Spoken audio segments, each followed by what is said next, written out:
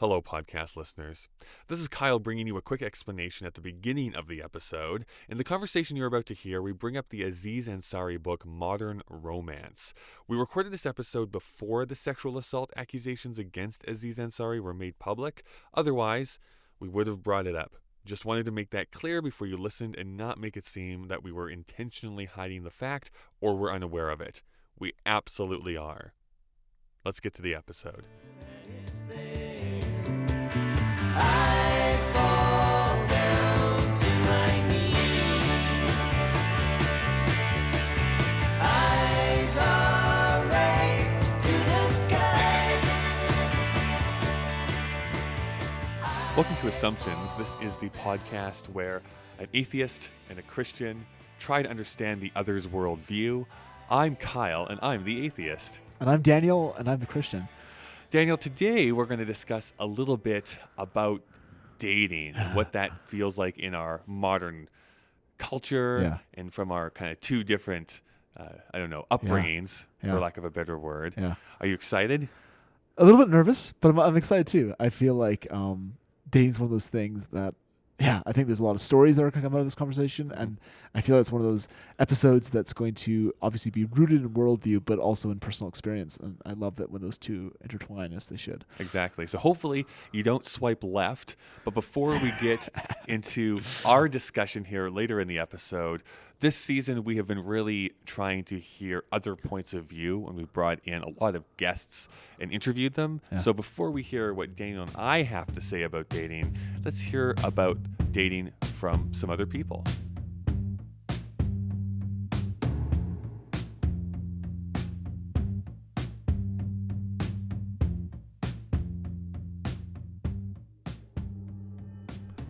Rabbi Seth Goldstein. Over the years, one of the major questions that has been raised within Jewish community is this idea of intermarriage, of Jews who are marrying people who aren't Jewish, and what that then means for Jewish continuity and Jewish tradition. And I think that looking over the past couple decades, the attitudes have shifted in the sense that where it was really strictly taboo and you didn't really see it at all, in the 50s and 60s, Jews marrying outside the faith or even dating was frowned upon. Over the years, you've seen that shift a bit in the sense that maybe it has to do with more acceptance or more integration into larger community, or seeing that it is not, or as it plays out over time, that it's not the end of Jewish continuity, right? We've seen that people have been able to transmit Jewish tradition through the family to their kids, even if one of the parents is not Jewish. Barry Danylak. Now, when you fast forward to the New Testament, we have a very different story. First of all, we have a Savior and Lord who didn't marry himself. And I always point out that that's very interesting, because if we understand Jesus as the expression of the fullness of what it means to be human, and he wasn't married, and I would,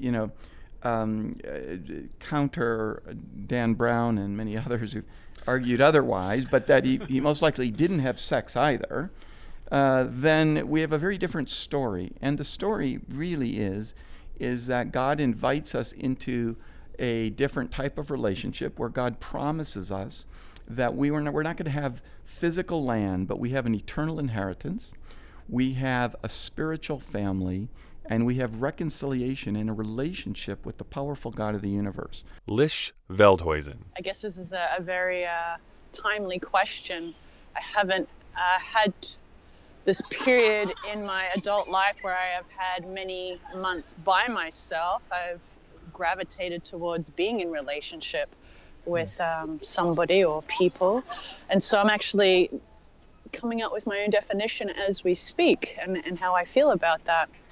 I know where I'd like to be and how I'd like to for that to evolve. So I can only speak towards that. But right now, I think maybe even before I was married, I had a hard time being single. because I just love relationships. I love getting to know me through other people in that intimate way. I have a lot of friends, and so I don't need to have necessarily more friends. I wanted to explore that relationship side of me. And so I think I was scared maybe to be single. Author Joy Beth Smith. So I think that originally I started off dating, coming out from super conservative Christianity. I started off dating with kind of like a sniper approach where I had like this one guy in mind, like he was going to be the leader of the household, and I was going to like woo him with my like Christian femininity, and I was going to convince him that I could be meek and mild. And like Henry Cloud gives it this, and like How to Get a Date Worth Keeping, which most Christian women who I know who are single swear by, but they're still single, so I don't know how much credence to give that advice. But it's that idea of like the more you just put yourself out there, the higher odds you have of like actually like exposure, and whatever. So I did that for a while of like I'm just trying to like take all of the dates, and hopefully one of them will keep me. That hasn't worked so well. And so now I've reverted to like panhandling, and I feel like I'm just holding up a sign that says like we'll cook and clean. No one has stopped by yet, but I'll let you know. Right. So.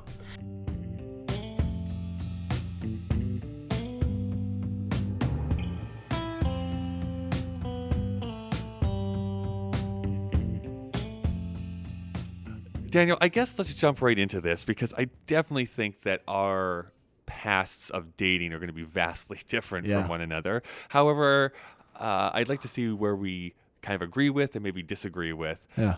Let's have the more general topic here first, which is the purpose of dating. Right. For you, what is the purpose of dating? For me, dating is not a game. It's not something you just do for the sake of having someone. And I think that's something that we're going to talk about singleness in an upcoming episode. And I guess as someone, when I was a single person, I was content with that. Like I was okay having that. I didn't feel like there was something missing in my life that I had to then have, in the sense of arm candy, someone to hang on your arm, so you can go to that party and feel established. Oh, but I actually do impress candies into my arm. It's arm candy. So, yeah. It's lovely when you need a snack. And I need a snack. Yeah, Go to the theater. It's great. Right. But that sense of I'm okay.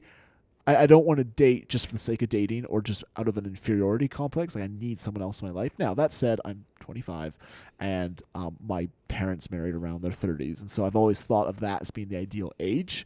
So that might be a totally different conversation when I'm 32 or 33 or something, and say I'm not married or in a relationship at that point. I might be a little more stressed about that. But at this point in my life, it hasn't been something that I've been looking for actively, unless there was a good reason for it, unless there was someone in my life that I was really interested in and really wanted to explore the possibility of a future with. So ultimately, dating is a way to find out if this person and I are right for marriage, if we are right for having a life together, and marriage is a way of exploring that, or dating is a way of exploring that. That sounds very utilitarian, and since I am dating at this point and I'm in a wonderful relationship at this point, I can say that there's so much joy just to be had in the various stages of a relationship, which we can talk more about. So I'm saying, even though marriage or dating is for the purpose of a life together, I don't want it to come across as utilitarian, check these boxes, and now you're good to go. There's a joy and there's an unfolding of that relationship that is a lot of fun. Yeah, so this is the reason that I'm a little bit nervous of having this conversation, is that you're going to probably learn just how sad I am. I think in many ways I agree with you in one area, which is that one of the main goals of dating is the attempt to find that partner that you can have for the rest of your life. That is definitely in the back of my mind. Now, this is the way that my mind works, is that as soon as I am on like date number 1, within the first 2 minutes, my mind is like zooming ahead like 30 years and be like, okay, so what is it like now? We've been together for like 30 years. We're celebrating our 25th wedding anniversary. And we probably have a cat, and hopefully that grand piano is over there in the corner, and like what's going to happen?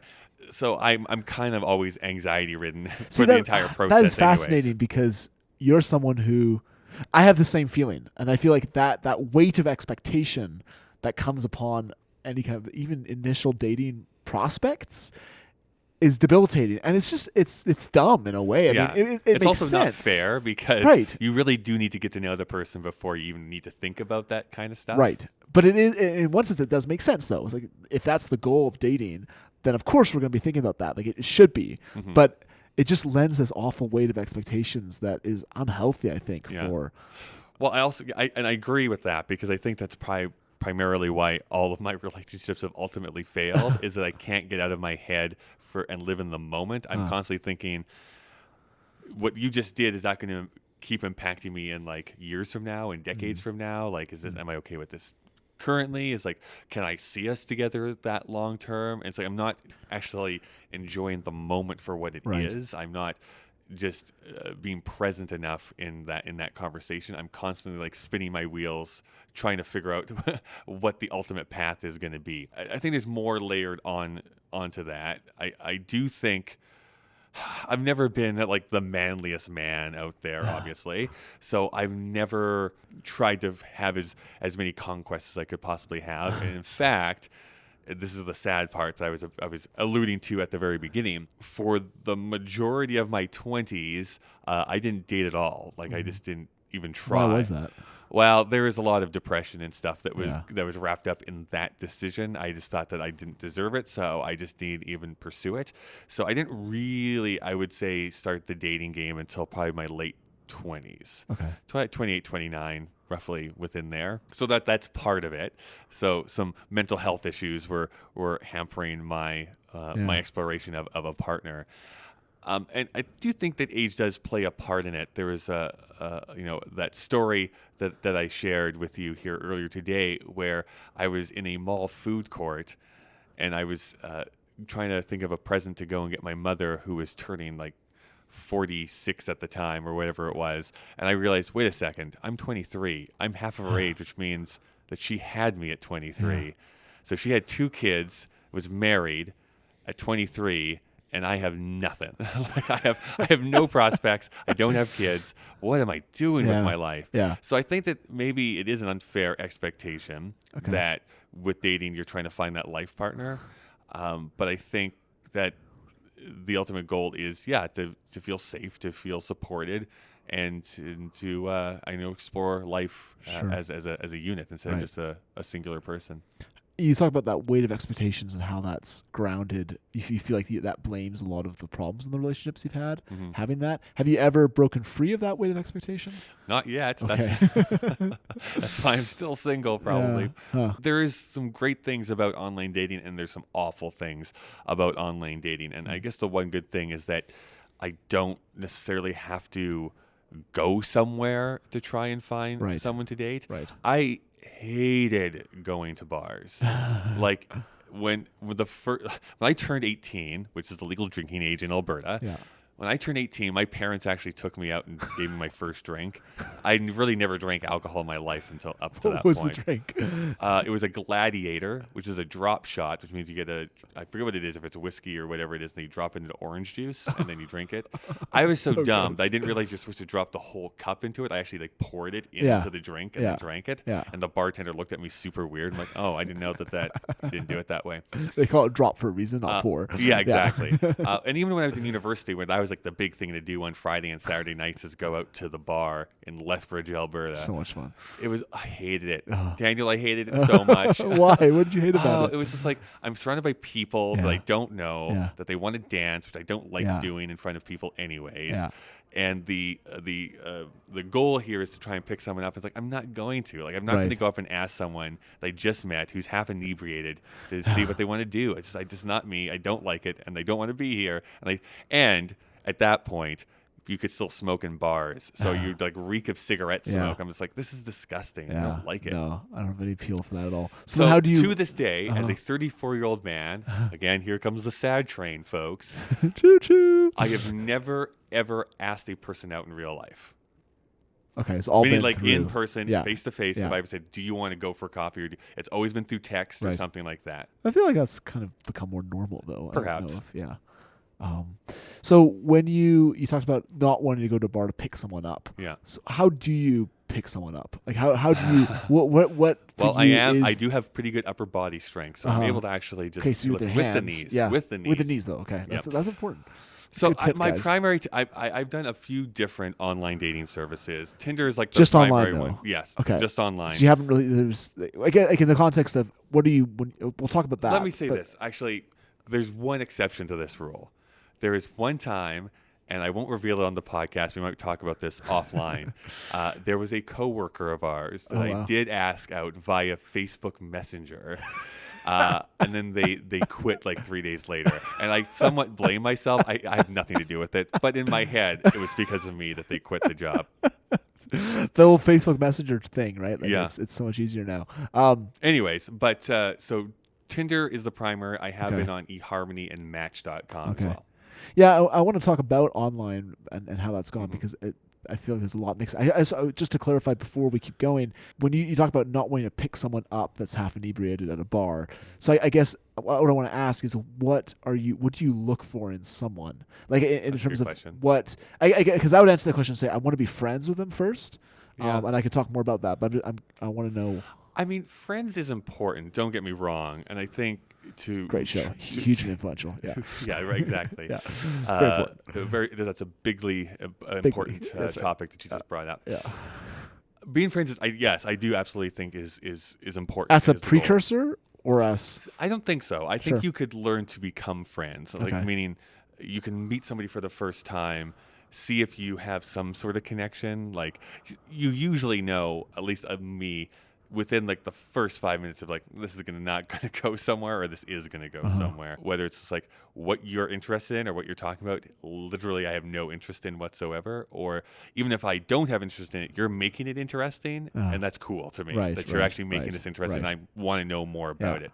So I think you can become friends Sure. and learn how to have that friendship Yeah. relationship first. I'm also not really the person, except for a couple times, I'm not going to lie, that I'm going to like jump into the bedroom on the first date. I do like to go on a couple, 2-3 dates Okay. before that becomes part of the equation. Sure.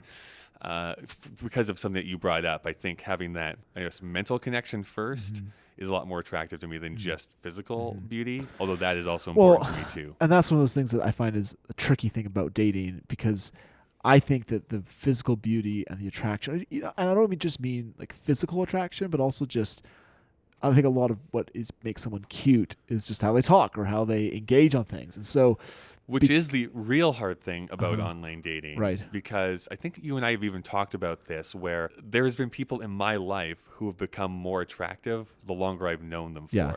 Because the first time I saw them, I'd maybe not found them physically attractive, Yeah. but the more I get to know them, like, you're a really cool person. And for Yeah. some reason, that makes you like more attractive in my eyes Right. because of the things you do, the kindness I can see Yeah. inside of you, the stuff that you create, that right. sort of thing. And is that for you like a sexual attraction or is that just like attraction to like this, you're a cool person? Or can they be the same? It can be both. Yeah. Okay. Either or Yeah. or both. Yeah, yeah, yeah. It's something that on our interview with Beth Smith, she had that scale she brought up, Yeah. but just how relationships, attraction levels change of relationships. Because in my view, and maybe this is what's made dating so intimidating, I've always wanted to be friends with the partner before it becomes romantic. And the reason is I think that the attraction, and not that attraction is wrong, or not that this doesn't work, but in my experience, the attraction can be distracting. It can be, in a sense, blinding. Yeah, Because sure.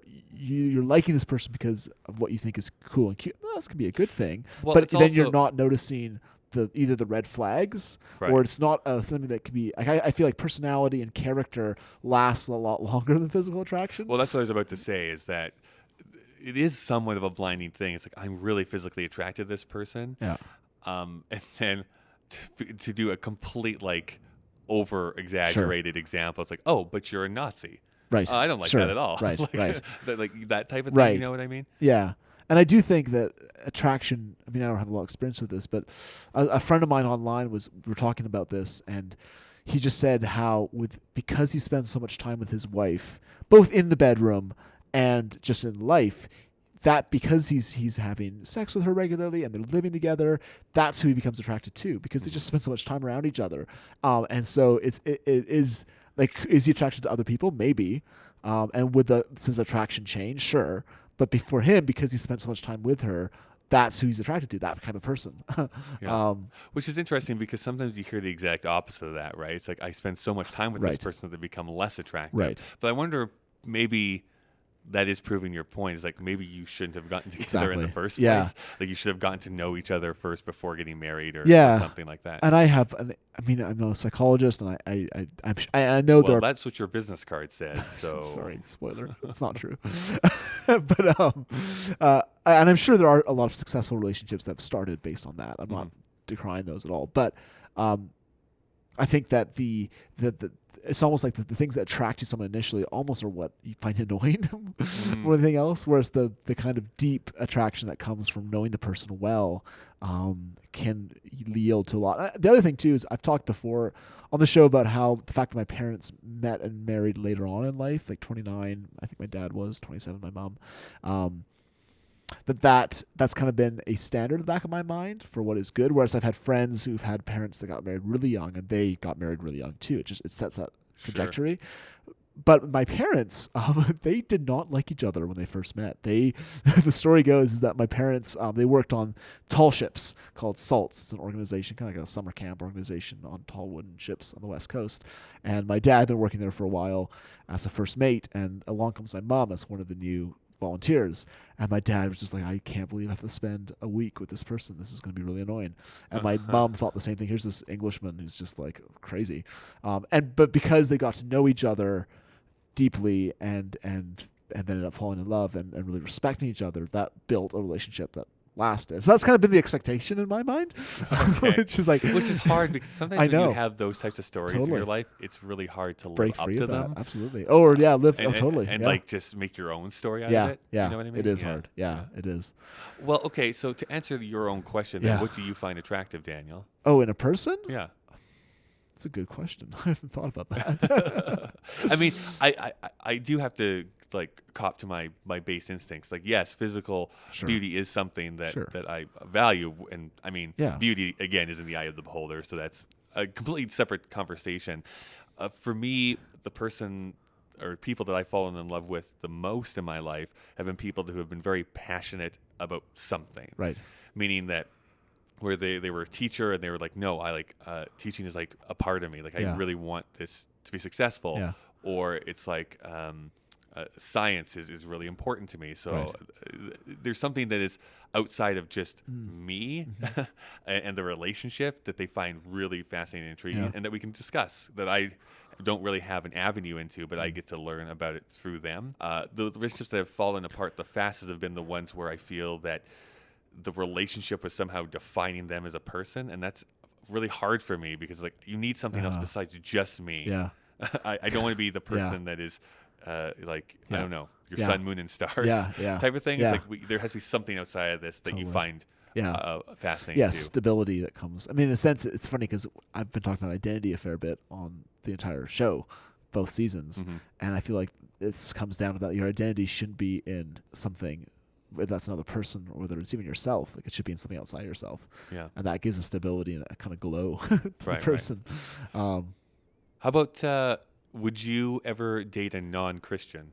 I might be tempted to, because I find that person very interesting. But ultimately, for it to actually work out long term, like my faith and my relationship to Christ is such an integral part of who I am that having someone, and it's such an integral part to my vision for marriage, which we'll talk about next episode, that it would just be inconceivable in a sense. Like it would make sense on a physical level or on a personality level or on a like interest level even, but in the long term in terms of what my life is built around, I couldn't find a way forward. Okay. Yeah. So you're saying non-Christian full stop. I'm not talking about like atheists. I'm talking about like if it was someone who was like Jewish or Muslim Yeah. or something like that, you Yeah. just couldn't do that Yeah. either? Yeah. The reason is just because a huge part of my life is my spiritual life, and sharing that and building up my partner's spiritual life and her relationship with God and being encouraged in that and being challenged in that. That's what I want to grow in more and more in my life. So having someone that can't share part of that would be, yeah, it might be, like I say, it might be tempting because that person's a really cool person, but the more I stop to think about it, the more I just like, yeah, this wouldn't work. Yeah. Yeah. It's an interesting question because I could definitely foresee myself dating someone of like a faith. faithful background Yeah. of whatever that happens to be, but I feel like I would, always be a stumbling block to them Right. in their religious outpouring. Because let's say that we decide that we want to have children. Mm-hmm. Cool. How do we want to raise them? I can't lie to them and say I absolutely 100% believe in this if I don't, and I don't necessarily want there to be that kind of conflict growing up in a household. So I don't know. Interesting question. Yeah, and it's worth thinking about in this context, and even for you. And I have known Christians that have married non-Christians. Mhm. And I mean, actually, it says in the Bible, like, don't be unequally yoked is the idea. And the idea of the yoke imagery is that if you're a herd of oxen and you have a yoke on you, you're both doing the same thing. You're pulling the relationship in the same way, and to not have that, you're just gonna be pulling it in different directions ultimately. Yeah. Part of the research that we both did here for this season was this book that comedian Aziz Ansari wrote called Modern Love. And he's known from Parks and Recreation and his stand-up specials that he's done. And so I remember someone recommended me reading this book because I was doing a bunch of online dating and stuff. I'm like, I like Aziz, but I don't know. Normally I don't really like stand-up comedian books all that much because it's just them writing out their stand-up material. And it's like, I'd just much rather watch their stand-up than in that case. And they said, no, it's not what you expect. Yeah. And it was absolutely not. And he even says that in the foreword where he talks about whoever it was. I can't remember who published the book, but the publisher came to him and said, we want you to write a book. He said, great, but I don't want to write a comedy book. I want to write some research on modern love. Yeah. And they're like, okay. And there's, of course, comedy bits that are inside of it. But he actually got a researcher, and they went out and did research together of like, how do people date? How do people find love? What apps are they using? They went to different countries, and it's just a really fascinating book. And there's long stretches of the research that they did that talks about Tinder in particular, online dating in general, but Tinder in particular. And as far as I know, you've never used any type of online dating service. Am I wrong in that? No, I haven't. Okay. That's correct. So as the resident online dater over here, I can Swipe definitely left her. sympathize with what he's talking about. What about it? You were obsessed with that book for a long time. I remember every conversation we had, I either know. in person or recorded, mentioned it. And I read it this last Christmas and really enjoyed it. Yeah, it's. I just think there's some. I don't know. Maybe I'm just a sucker for graphs, and he has a lot of graphs in it. That shows like this is what happened 20 years ago, and this is what it is versus today. I'm like, that's crazy. I don't want to like get too far into the weeds here, but I think the things that I pulled out the most was that the big positives of online dating was that you got to meet a lot of people. Like, you don't have to go to a bar every single night. You can literally, in 5 minutes, have met like 40 people potentially that are inside your area that you can drive to and like go and talk to like in an hour if you like start up a conversation and wanted to take it further from there. Now, the flip side of that is that this is very much kind of like a hookup app where it's really meant for sex and maybe never talk again, which I'm not 100% down with. Why is that? Because you mentioned on our podcast on sexuality that casual hookups, you're okay with. Yeah, I'm okay. So I've done it, and I'm okay with it in general principle. Okay. But at the end of the day, if that's all you're doing, I find that very unfulfilling. Yeah, why it's is that? very sad because I mean, I discuss my own background, my own story that I had of coming out and coming to grips with my sexuality, and that first sexual experience I had, that first sexual experience I had of him leaving that hotel room and me just standing there being like, ugh, like this, I don't feel good about what happened. This is kind of an awful situation, and it's just like that deafening silence after someone has been there with you. It's like that just didn't feel 100% right. Now So it's almost like it's detached from the person. Yeah, So, I don't think there's again. It seems like I'm trying to have my cake and eat it too. I think a lot of times when we discuss this, which is that I don't find it morally wrong. It's just not for me. Satisfying. So for me personally, Kyle Marshall, I just don't find it fulfilling at all in the slightest. But why is that for you? I mean, you can set aside the inconsistency of that, but just like why do you find that unfulfilling? I think it's part of that discussion that we had with Joy Beth, which is that I think I tend to go a little bit further into the scale of being attracted to someone's personality and intellect more than I am physically. Yes, the physicality is there, but being able to have like a conversation or talking about interesting things or discovering things together or debating a movie that we just saw, that is kind of the more invigorating part of a relationship. I often joke a lot with people because I really, really hate the first 2 weeks of dating because it's always basically the same. It feels like a job interview. It's like, so what do you do for work? What do you do for fun? What movies have you seen recently? Blah, blah, blah. Tell me about your family life. It's just like, and I'm interested in it, but it's just like, okay, I'm going to ask the same questions. I have to say the same answers I've done like 13 other times, try and make it interesting, and try to get hired for this job to make the metaphor work.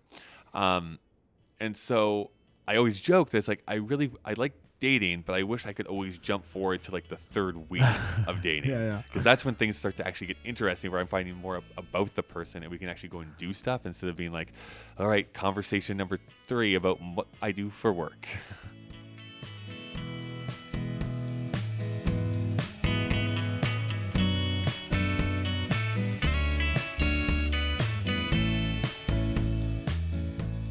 Hi everyone, this is Kyle breaking into the conversation again. As always, Assumptions is brought to you by the Alberta Podcast Network, powered by ATB. If you haven't gone to the Alberta Podcast Network's website, you should do that right now. There are so many great shows to listen to. Shows like the Bothy Storytelling Podcast, The Young Gaffers, Desktop, Future Chat, or a new favorite of mine, That's a Thing. This is where a teen explains stuff in the current pop culture to their mother. It's described as a sometimes belated, already outdated guide to your teens, tweens, and everything under 20. Elizabeth teensplains her media to her mom. The latest episode has her explain fan fiction, and it is a delight. Check out all the great shows by going to albertapodcastnetwork.com. Secondly, we are helped by the ATB. Specifically this week, I want to highlight ATB Cares. This is maybe the coolest thing ever. You can donate to your favorite charity and ATB will add 15% onto your donation. In 2017 alone, over $4 million was donated this way. If you're interested, go to atbcares.com for more information. Thanks everyone for listening. Next week, you're going to hear one of the interviews Daniel and I conducted in preparation for this season.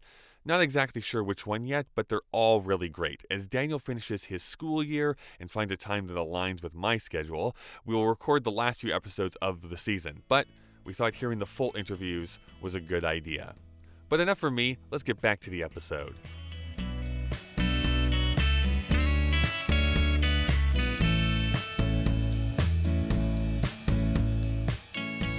The thing that frustrates me about Tinder and those online dating expectations, and now bear in mind that my girlfriend and I did meet online through different circumstances, but it's a little ironic. But right. This idea of She was a Twitter troll and found love. it was an amazing story, yeah. But this idea of swiping based off looks, like this idea that I like this person because of how they look, and then I'm going to build the connection on that. Now, obviously, there's more that's being connected than just that, but that ultimately being the root of it. But in a sense, I feel like that's what a lot of people do, even if there were no Tinder. It's like, she's cute, I want her. It's going back to the bar, right? You're looking at a bunch of people. Oh, she's cute. I'm going to go talk to her first and see what's going on. And it might be her friend that you actually would be more compatible with. That's right. Yeah.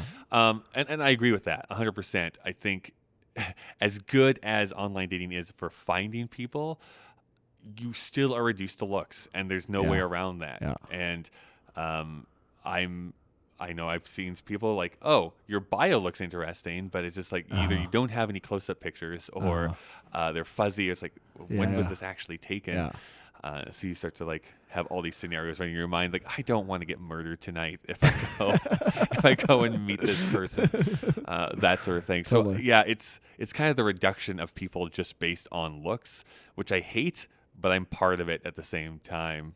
I'm swiping right or left every so often. And how's that working out for you? There's been some good success, and then some like just weeks and weeks of like drought and have nothing going on, sort of thing. That sense of fulfillment, like that sense of actively, I've never been in that place of actively looking for someone. And just, I can imagine that just would grate on your identity a lot. But I guess what I would Well, like, the thing that grates on me the most, and this is people out there that are listening, don't do this to your friends because it's the worst thing to do.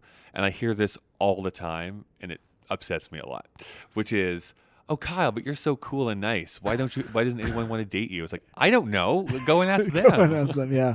I get really mad when Yeah. people ask that because Yeah. it's almost like telling me that it's my fault for Yeah. not having a date.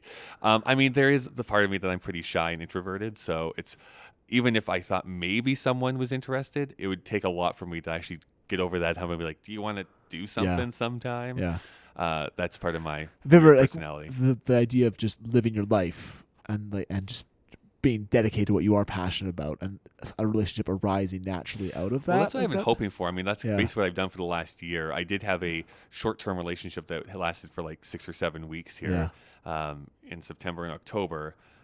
But yeah, I'm hoping that something walks through my studio here one day and it's like, hey, we need to talk more. That sort of thing. That's also the hard part about working customer service is that, you're cool. I want this conversation to continue. I am not in a position to ask you out on a date because that's going to come off as creepy. Has anyone actually messaged you? No, never. Okay. I'm not good looking enough, Daniel. I think 3 times Oh for my me. gosh, this guy over here. That's one thing I will say. Like, I am so happy in many ways, and I really don't want people to take this the wrong way. But just having friends who are girls and seeing what their reality is like online, I'm so glad I'm not a woman.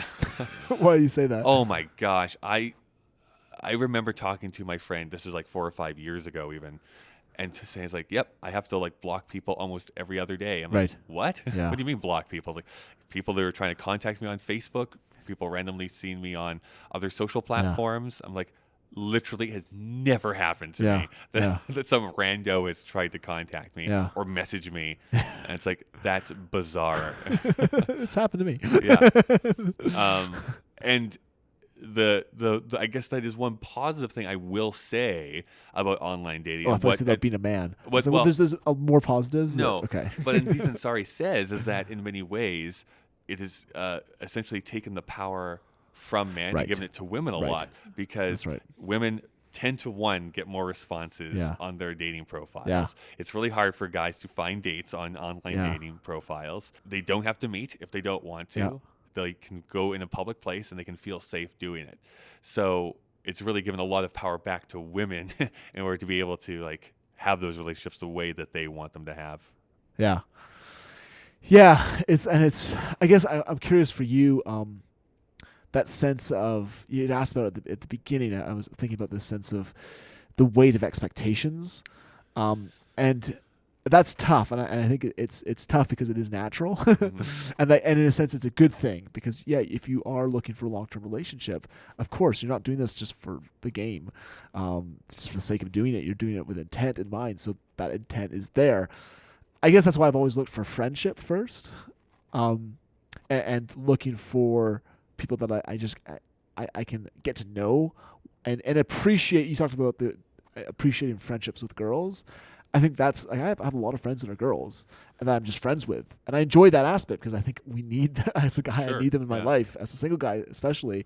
So there's just an aspect of that can be enjoyed.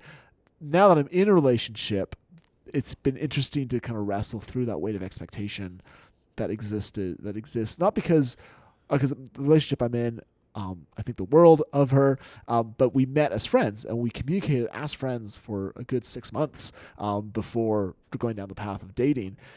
And I think what that meant is that even though the dating aspect has this kind of expectation, like you think about, well, will this be a permanent thing? What if it doesn't? Like, what kind of a sense of loss or grief will I have? Am I pouring all this time for no good reason? Part of it is I'm just enjoying this person.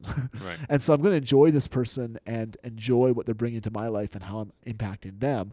But also there's this sense of trust that's involved, which I think pulls away that sense of, I need this to be part of my plan for my life. And I don't know if that's something that I am able to have because of my Christian worldview that you're not able to have, but that sense of trust that says, I don't know the future, but I know the person who does see the future. And I can look behind me and I can see the the footprints in the Well, sand. no, I wasn't going to go there. I can look behind me and I can see the cobblestone, like the walk that I've been led on. And it's a beautiful path, and there's been ups and downs and dark valleys and beautiful hills, but I can see its purpose of those purposes. I look before me, I don't see anything but mist, but I do see a stepping stone right in front of my eyes. And I can step on that because I can trust the God that is organizing my life and the God that cares about my significant other more than I do, and it cares about me more than I do. Like there's that sense of trust that's involved, and I hope this turns out, and I hope that things go well, and I have that hope, but my hope isn't rooted in the details. It's rooted in the God who's guiding me. And I wonder if that's how Well, my approach future has is been. chaos. It really is, because I have no idea what's going to happen. I stress out about it a lot. Yeah. I'm scared about it a lot, and I have no idea if things are going to work out well or if I will be destitute in 5 years. Oh. So that's what I have to look forward to. Does the Bible say anything specifically about dating? Like, Well- was there a stone that like Moses brought down Yeah, it's like the from Mount commandments Sinai? of dating. It's like yeah. swipe left for yes. Yeah. I mean, it doesn't. Dating culture has changed over Oh, of history course, a yeah. lot, right? And so that's one Did you give your girlfriend's father an ox or a donkey of some kind as an offering? It's funny though, because I've been in the evangelical dating worlds, and there was a girl I was quite interested in, and I had a talk with her father before I talked to her about the possibility. Like it's just that there's just weird expectations that was involved with that, but you had to do that. It was just part of that culture. Terrifying. and then just the weight of expectations on everyone was just unhealthy. So the Bible doesn't say anything specifically about dating customs and rules and regulations on dating. It does talk a lot about sexual ethics, and it talks a lot about the purpose of a relationship and the purpose of sex and the confidence that comes from knowing the God that is guiding your life and that is ordaining things for your good. And so indirectly, I feel like it has everything to say about it, because it has everything to say about life and living that life. And so that's like when I talk and you ask, can you date a non-Christian? Can you how do you feel about dating right now? It's so much influenced by my views on these things. And even when I look for someone, like I was talking about how the value that I see in significant others is based in their faith and in how I see them processing things. And like I'm attracted to them because of that. And so that's totally rooted in my faith. So tell me some stories, Daniel. What kind of stories do you want to hear? What are your dating stories? I mean, I feel like I'm in the middle of it right now. But I met her through a mutual friend that introduced us on Facebook and Instagram a couple years ago, and never thought of this being someone I'd be interested in. Just as a really cool person, and was kind of glad the stress wasn't there. Yeah. And then ended up just talking on a daily basis, long conversations for months. And obviously was interested in this person, and but wasn't doing it out of a sense of attraction or out of a sense of keeping that. Just this is a person whose views on life and whose what they find interesting and what they what they do in their free time, how they spend their work days, what they value in terms of just the day-to-day life, as well as bigger, like the little things and the big things. This is someone that I really admire in those areas, and I haven't found someone like that to this degree. And it's funny because we both live in different cities and different countries, and have our own little worlds, but we've decided to go. And the other thing too is we brought our community in on it, even though we live in different communities. Like I've always thought that relationships should come out of a community, because then it's not just the two of you trying to understand where you're at, but you have people in your lives that can see things you're not seeing, that have perspectives you don't have, that can say, we think this is working well, or you guys like are on a very different page and you just can't see that because you're in your own head and you're attracted to this person. So that was kind of my goal for a relationship, was having someone within the same community because of that. And what happened is we are in very different communities, but we were still able to bring other people into our lives. So we talked to our pastors, we talked to our family, we talked to our best friends that were older and wiser than us about this, and prayed a lot before entering into it. And there's been a sense of sharing those communities, even though we're in different communities, which has been very unique. And yeah, like I said, I don't know what the future holds, but I've been enjoying the stages of it a lot, like the initial stages of friendship, and now the stages where there's more affection being built, and we're planning to see each other, and we're looking ahead. It's easy to kind of rush to those next stages, but there's so much to be enjoyed about each stage of that relationship that you're gonna miss it in a sense when you're excited for the next one, but I'm just enjoying this at the time. That's cool. Yeah. That's great. Yeah. I don't have any cool stories like that. You don't? What's the worst? Has there been like a story that you don't want to repeat? Not to be the blues on you and the sunshine on me. I mean, today. the first real relationship I had was in university, my second year of university, and there was a girl that expressed interest, and I said, sure, let's go ahead and try and make this work. But I was so young, like I was 19 years old at that point. I wasn't fully out at that point in time yet. I was really unsure of myself. I was filled with much more anxiety than even I am today. Wow. I know. And so I just was not good. Like I wasn't communicative. I wouldn't say what I was thinking or what I was feeling. And I think ultimately that was the cause of the breakdown of that relationship, where I just wasn't being able to even tell her what was working well, what was not working well, and she needed more than that. Right. Which is 100%, Sure. 100%, like that was a good thing that happened. The only other like somewhat successful, at least for the short term, was one that happened just like 3-4 years ago, and me and her had actually met each other outside of online dating, weirdly, but then actually paired up together on a That's crazy. website, on eHarmony. So there was some. I was a volunteer at the. I don't want to say, just in case. I was volunteering somewhere, and we met there, and then yes, we met again at this in the online dating sphere, and I didn't actually put two and two together. She looked familiar, but I couldn't remember where I'd seen her. And then she messaged me saying, "Hey, we met each other at this thing." I'm like, "Oh, right, yeah. Now this makes more sense." And so I thought that our relationship was going really, really well. But once again, what let down there was communicating to each other appropriately, meaning that there was how I wanted the relationship to go, meaning that I was the one that time that wanted to move things a little bit faster. I mean, like, nothing sexual, but I mean, just like committing and stuff like that. Like, I want to do this. Like, I want to be married eventually, and I want to have children and stuff like that. So I was really open about her. So it's like the almost inverse. Like I was almost too communicative in that second relationship. So I think there's this balance that has to happen. Do you think that was all because of the yearning for not control is too strong, but the yearning for establishment, like the yearning for I want to figure my life out, and rather than just being content to have the uncertainty for a little bit? Yeah, I mean, it's weird. Like I always like having somewhat of a plan. Like I like to have like a goalpost that I'm striving I remember for. one year I'm always impressed by, I don't know if you still do this, but for a while there you had like New Year's goals videos, and one of them was to be in a relationship. Yeah. Okay. I got that. I checked it off the list. That type of thing.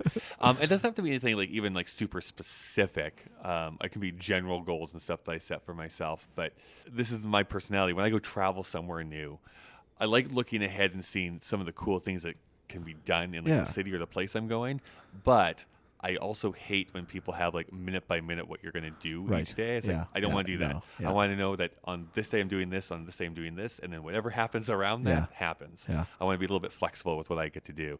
And I think my relationships is what I kind of want to do too. It's like, this is my eventual goal, how we get there, whatever, but like that is my and that's learned goal. now because of, is that balance something you've learned? It is, and I think this is one of the positive things of dating people, and is that sometimes you have to be in those relationships to really understand what it is that you want. Sitting and thinking about it is all good until you're in it and be like, oh, maybe that isn't what I actually want in a relationship. And that even comes down to sex sometimes, where it's like, oh, like sex is this big thing put on a pedestal. It's like, it's what everyone wants to do. And then when it happens the first time, it's like, oh, I like this part of it, but really did not like that part of it. So we have to figure this out so that like we're both getting along with what we need type of thing. A lot of people hated the movie La La Land. Sure, yeah. Right? But the ending of that film, I'm going to spoil it, so Sure. but the ending of the film, I think, in one sense, encouraged me because you have this beautiful relationship that was taking place, and it doesn't work in the end. Yeah. And for various reasons, whether it was the right reason or not, it's up to you to talk about that. But it doesn't work, and then and I feel like whenever that happens, when you commit to someone to have a relationship and you are invest emotionally in them and with time in them and with gifts in them, and it doesn't work out, it doesn't have this long-term effect, there can very much be the sense of, well, what was the purpose of all that? Like, why did this happen? But what I liked about La La Land is at the end of the movie, you see that this relationship shaped these people. And it propelled them. I mean, the movie is a little bit focused on career and fulfilling your dreams, which I think has its own problems. But I guess what I like is this sense of your time spent with other people, whether it turns into what you want it to be or not, still has an impact on those people. And that is, in a sense, beautiful. Yeah, and I think that really aligns with my worldview in many ways, which is that things can end in sadness sometimes, but that doesn't mean that it was not worthwhile. You can feel bad and sad, but there's things to learn from that. I may not have this feeling that someone is guiding me or pulling me towards an ultimate destination, but that doesn't mean that I cannot learn things along the way, Right. and strive to be better and have better relationships as I grow up. Yeah. I guess one of those things, I don't know how much of this is a given, and I've said this before because I'm in the stage of life where I wasn't looking for a relationship. And Mr. Braggy over here. But I guess fell into this. Well, because I guess that's something that I feel like my identity is secure whether I'm in a relationship or not. Mm-hmm. And And I'm I guess content in I'm going to that. cut you off. I'm sorry. Yeah, and I that's guess because this is something that we keep circling, I think, in Yeah. so many different episodes Yeah. of you discussing that. Like, hey, I'm secure in who I am. Right. And I think the fundamental difference between you and I is that I am absolutely not secure in who I am. Meaning that the hard part for me sometimes is being like, what are your like deep-seated feelings on things? And sometimes it's like, Don't know. I don't know. Yeah. I don't have deep-seated like. I see people like yelling at each other on television or on Twitter. Sometimes I'm like, it's a little from column A, a little from column B, to be honest. Like, I think both of you are being kind of weird and ridiculous here That's okay. right now. Yeah. And so I'm constantly unsure if what I'm doing currently right now is the right thing to do. I hope that it's the right thing to do. I hope that it proves to be correct. Yeah. But really, at the end of the There's day, no way to know it. there's no way of knowing Right. which way this wind is blowing. Right. If I could do the Willy Wonka quote right now, I would. Yeah, and I guess I can try to, and I love literature because it allows me, or any kind of art, because it imagines me to be in those shoes, and I love these conversations because it helps me understand that more about you. But I also, at the same time, would be, like, that would be a very tough position to be in.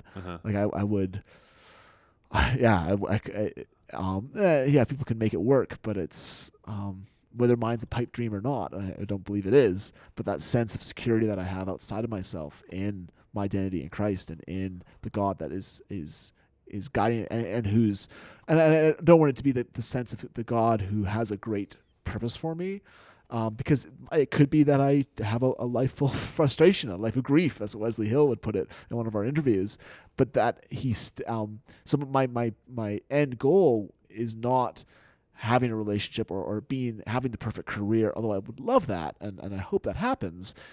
It's knowing that my identity is in Christ and in God's purpose for me, however that is, whether it includes suffering, whether it includes frustrations or it includes disappointments. There's a security that comes from that. And that gives purpose to the days. Yeah, I also don't want it to sound like, to quote a musical called Hamilton. Maybe you've heard of it. Maybe is that if oh gosh, how does he phrase that to Aaron Burr? If you don't stand for anything, what will you fall for? No, that's not how you say it. Something like that, though. What would you? Yeah.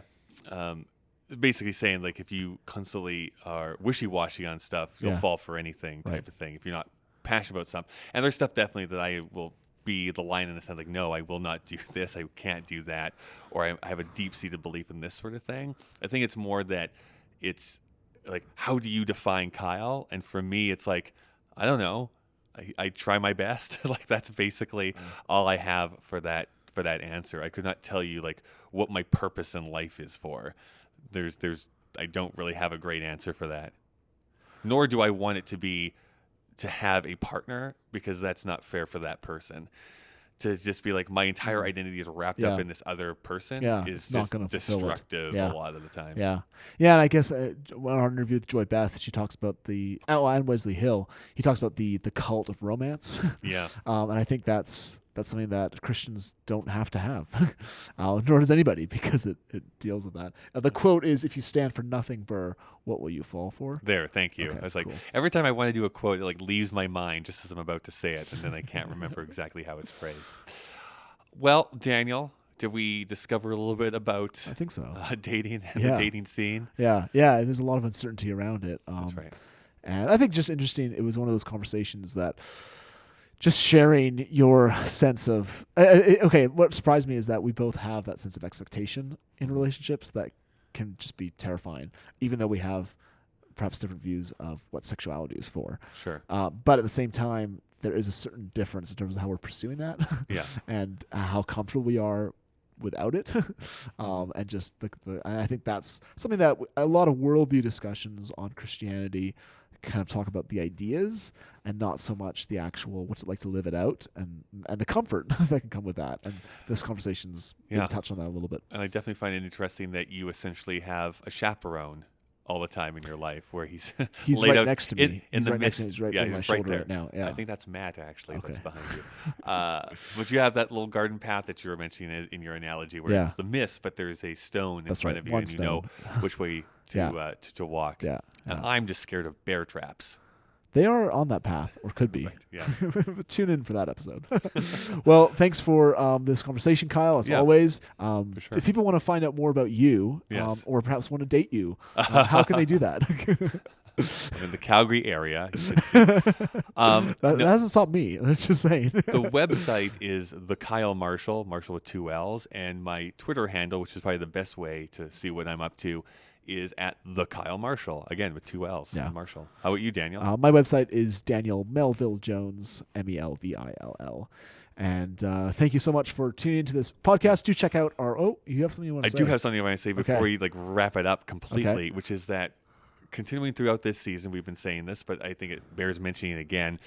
If something that we talked about in this episode, Especially and on you really dating. want to join in on that conversation, you can send a little voice clip of yourself speaking or a textual communication somehow to assumptionspod at gmail.com. That's assumptionspod at gmail.com. You can send all your feedback and stuff there. Yeah. And if you want to continue making people find our podcast, you can go and give a rating and or review over on iTunes. That's right, or however you have found this. Correct. Join us on Facebook and Twitter too. And I will say that we have put show notes, both on our website, assumptionspod.com, and on the episode itself for links and material that we've talked about or further ideas, articles that we come across. Thanks for having us. We look forward to talking more. Yeah. Have a happy date.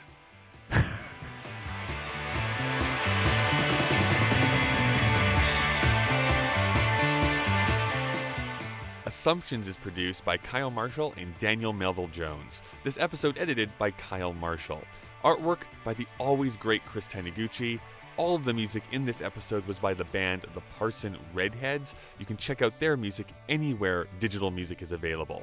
If you want a full rundown of the articles and media that we reference, check out the show notes that Daniel puts together that are attached to this episode. It's always a great document he puts together. Thanks for listening to The Credits. We'll hear that first interview in a couple of weeks.